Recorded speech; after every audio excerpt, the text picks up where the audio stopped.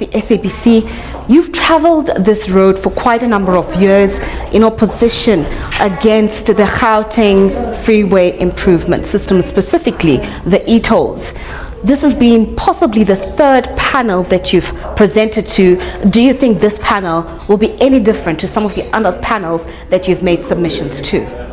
Yes, we believe this panel has all the intellect and the capability of being convincing in its report back to the NEC or the national at the national level.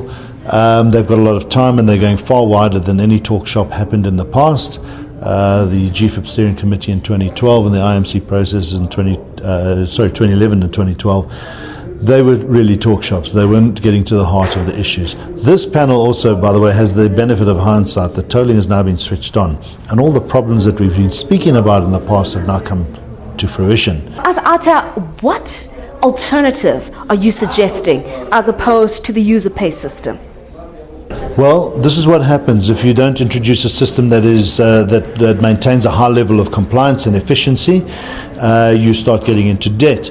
They were warned of this, and this is what's happening now. So you have Sanral falling very short of its 250 million rand approximately a month that it requires to pay back the bonds and interest and the collection cost.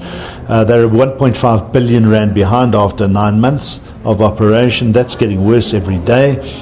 We've advocated that you add 9 cents to the fuel levy and you will raise the 1.9 billion rand you need every year to pay off the bonds and interests. It's that simple, and the administration cost is zero. But do you think it's fair, though, for the rest of the country to have to pay for a fuel levy just so that Gauteng motorists do not have to pay for the user pay principle? Is that fair? To say this is a user pay system is just really crazy, and it's not an efficient user pay system. Firstly, Gauteng puts into national treasury 4 times what it gets back.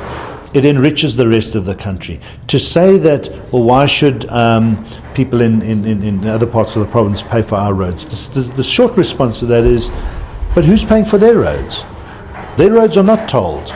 Do you think that they will go to national government hand in hand looking for a bailout? Because it does seem at the moment as though they are battling to pay back their 20 billion rand loan. Well, we hope Sanral goes to government cap in hand for the bailout. Why? Because that's where the money has to come from. We're saying it must come from the tax coffers. That's what we pay the fuel levy for. But ask all the motorists around the country then, because you can't discriminate against Gauteng and have e-tolling here, not in Cape Town, and not in Durban. So are they going to accept it there? If they're not going to accept it there, why should we accept it here? It's a big debate, this. Well, thank you very much for speaking to us, Wayne Duvenage of OUTA.